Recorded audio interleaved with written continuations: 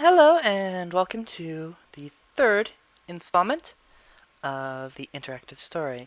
Now, remember, vote in the comments below, please, so I can pump these out faster. I'm trying to do them bi-weekly, but if not, I flip a coin at the end of the week and see which one I get. Anyway, so with that, on to reading. Yay! Oh, and yes, giant headphones. I probably look like a weird alien now. Anyhow. Interactive Tale, Part 3. Wolveretta turned to the north and headed out. She had always found better hunting around the lakes, frozen or not. And if all else failed, she could go ice fishing, which was always entertaining. With her choice decided, she trudged across the wasteland of the grasslands. The frozen grass underneath her feet crunched a little as she plodded along. Not too many creatures were out and about on days like this, and understandably so. However, a few snowshoe bunnies ran across her path, but she didn't bother chasing them. They wouldn't provide her with anything substantial anyway. The sun was high in the sky, and it beat down on the thick fur covering her back, but even its bright rays did not take away from the biting cold of the wind as it blew across the plains. The chill cut through her fur, chilling everything that was exposed and making her shiver a little. As time went on, she drew closer and closer to the frozen lake. The shiny reflective surface of the snow-covered ice could be seen in the distance now. Sighing in relief, she picked up her pace, hoping that she could get there sooner rather than later. As she drew closer, she stopped short as she saw the longtime enemy of her people, the Grutroots.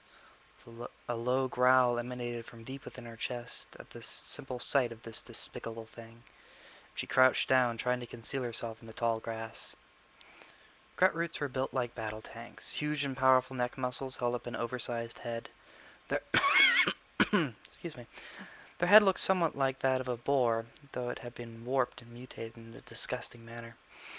Long, massive tusks set before rows of sharp, bone-breaking teeth and powerful jaws. On this one's hip was a huge club with spikes sticking out of it. Thankfully, though, it had not spotted Retta just yet. Wolveretta set her large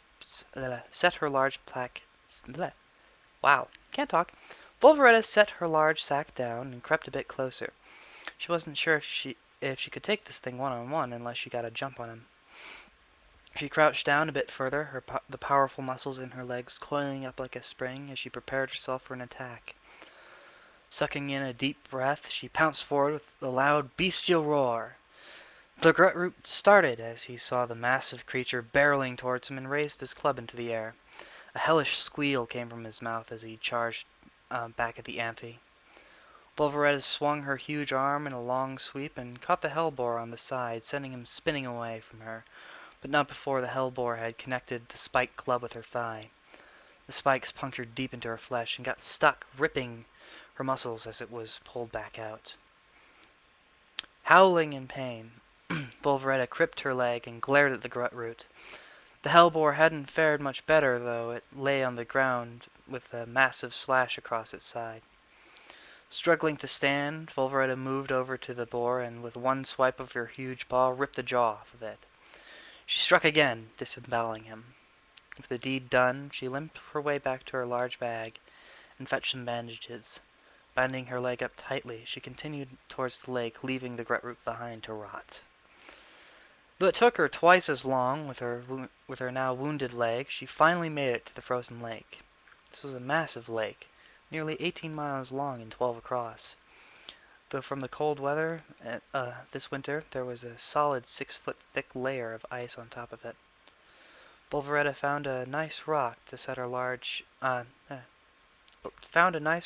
to a large tree to keep herself out of the wind, and sat down with a heavy sigh.